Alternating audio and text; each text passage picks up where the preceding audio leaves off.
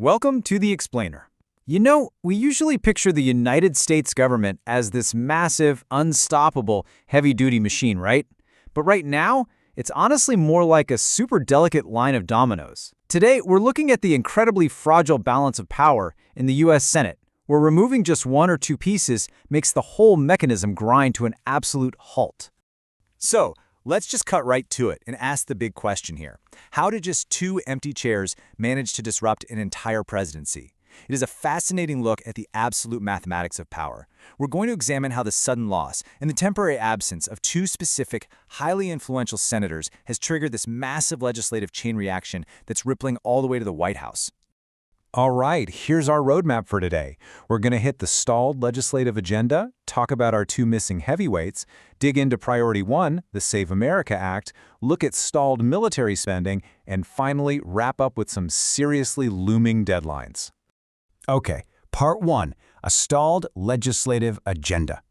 Right now, major priorities for the Trump administration are literally hitting a brick wall in Congress. We are talking about sweeping voter ID legislation, a wildly high-stakes attorney general confirmation, and a massive push for $350 billion in new military spending.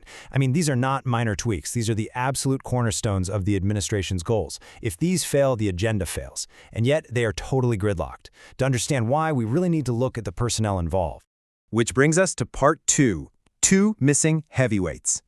The stall isn't just about standard political opposition from across the aisle, it's largely about two missing catalysts on the Republican side, and the contrast between them is pretty striking. On one hand, you have the tragic and sudden passing of Senator Lindsey Graham at age 71 back on July 11th. Graham had been in the Senate since 2003, a huge institutional force and a permanent loss for the party.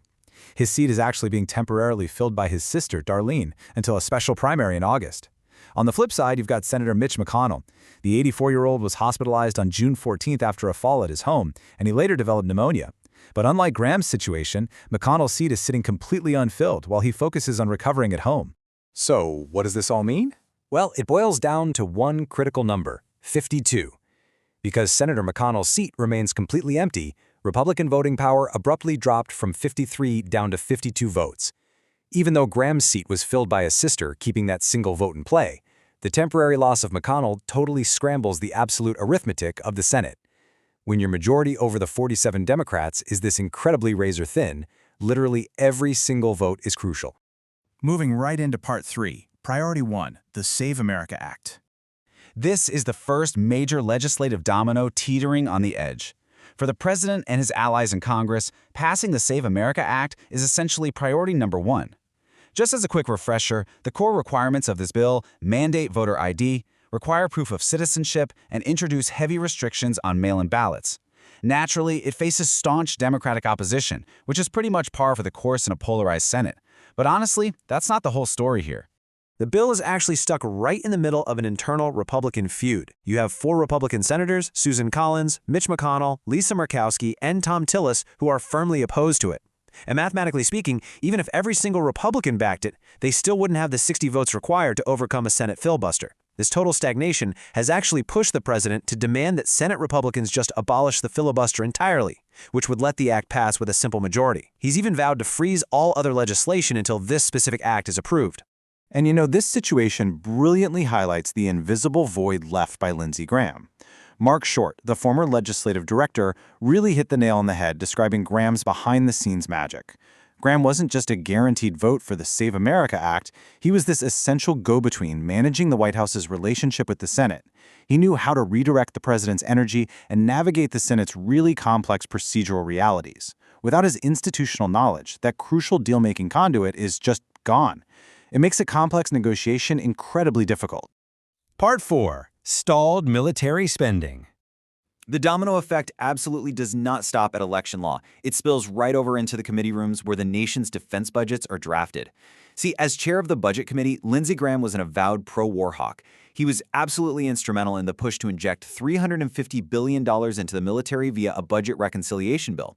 But with his passing, his likely replacement as committee chair is Senator Ron Johnson. And Johnson is a noted deficit hawk. While he says he'll push the effort ahead, he's highly likely to complicate things by demanding cuts elsewhere to offset that massive spending boost. The whole philosophy of the committee chair literally shifted overnight. And if you want to see absolute paralysis in action, Just look at the Appropriations Committee. The administration is seeking a $67 billion funding top-up for the Pentagon for the ongoing war in Iran. But because Senator McConnell is home recovering, the committee, which handles this exact request, is split exactly 14-14 between Republicans and Democrats. Because of that exact tie, a multi-billion-dollar war fund is entirely gridlocked by a single case of pneumonia. The math simply doesn't allow it to move anytime soon. And finally, Part 5, Nominations and Looming Deadline. Because in politics, the clock never actually stops ticking. And these math problems are about to violently collide with reality. The president wants Todd Blanche approved as Attorney General by early August. But look at the incredibly precarious steps required to make that happen now. Step 1.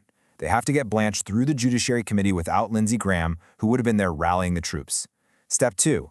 Even if he clears the committee, Blanche faces a full Senate confirmation with only 52 Republican votes because McConnell is out.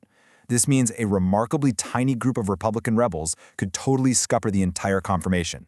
And all of this is happening against a rapidly approaching high-stakes timeline. In early August, they face the special GOP primary to formally replace Graham on the ballot, right alongside that target to confirm the Attorney General. Fast forward to September 30th. That is the absolute hard deadline to fund the government and avoid a federal shutdown, which is severely complicated by that tied-up Appropriations Committee. And looming over the whole shebang is November, the midterm elections where the entire balance of power could shift. Which leaves us with this final thought. When the margins are this unbelievably razor-thin, institutional knowledge, deal-making, and just pure headcount mean absolutely everything. The loss of a single senator, or the absence of another, is quite literally enough to stall the agenda of the most powerful office in the world. With the balance of power teetering on a knife's edge, who is actually going to step up to catch these falling dominoes before the November midterms? It's a wild lesson in political physics, and how it plays out will define the rest of this legislative year. Thank you so much for joining me for this explainer, and I hope it brought some clarity to just how complex the Senate floor is right now.